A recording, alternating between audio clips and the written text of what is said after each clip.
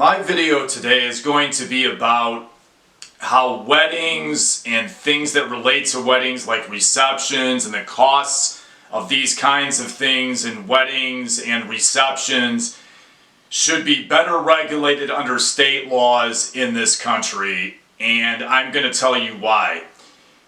One of the reasons I think this issue gets overlooked in our society is because people kind of just say, well, if I want to get married, I'm going to have to pay, kind of like XYZ amount of money to have a wedding, to be married, and it is what it is. It's what we call in law a res ipsa loquitur issue. Kind of, it is what it is. I'm forced to pay this. My wedding's going to be an average of $40,000 to $50,000. But when you look at the statistics according to Google, and many of the statistics I've looked at since the 90s, the average wedding and the average marriage in this country lasts about 8 years. Many of our marriages don't even last that long. And you kind of see this view of people just accept these costs of weddings and receptions and honeymoons without really thinking about it, because that's what they've been brainwashed to believe by our society. And I'm going to show you in this video how I think that view is misguided. And I'm going to give you some factoids. I have some things written down and some summaries written down here. I'm going to give you some factoids and some statistics that I think might change your mind about that. I think it needs to be better regulated. As I said earlier, the average marriage according to Google lasts about 8 years in our society.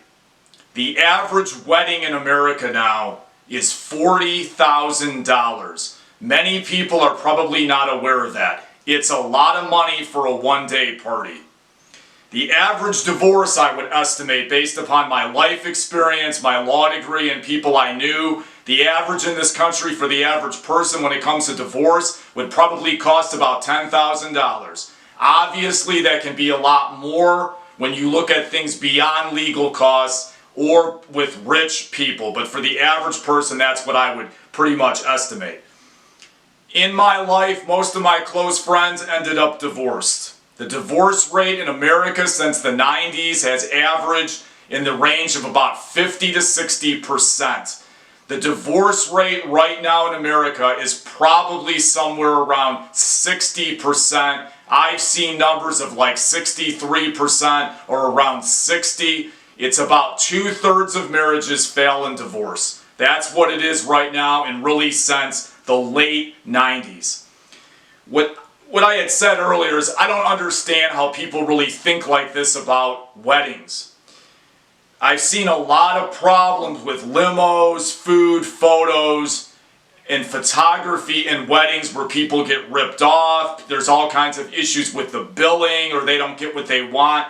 Those three areas I really think should be better regulated under state laws, or possibly using price caps.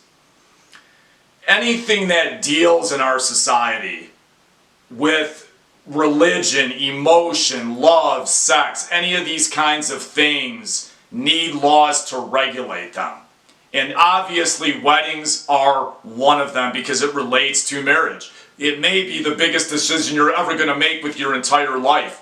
We regulate funerals in this country. We regulate funeral processions and undertakers and all kinds of things like that in our society. Why should weddings be any different?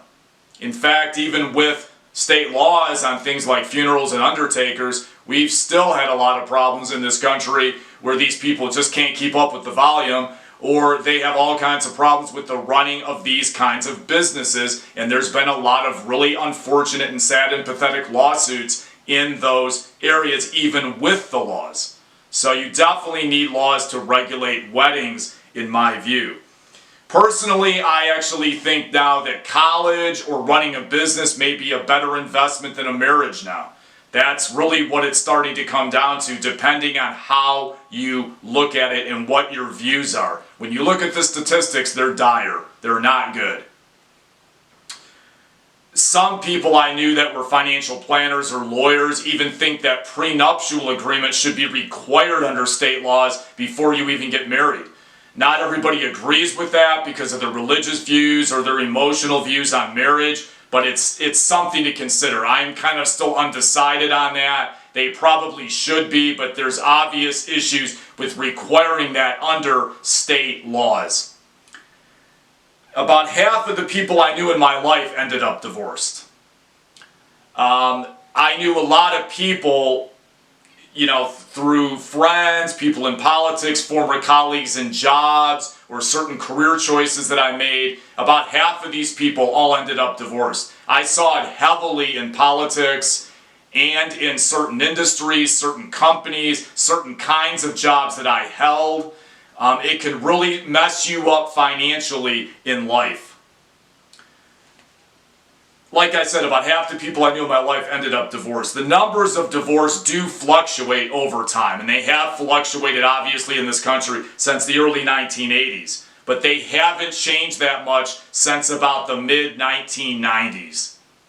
That's one of the reasons I think receptions and wedding products should be better regulated under state laws in our society. And I even think price caps maybe should be looked at in some narrow scenarios that are indexed to inflation.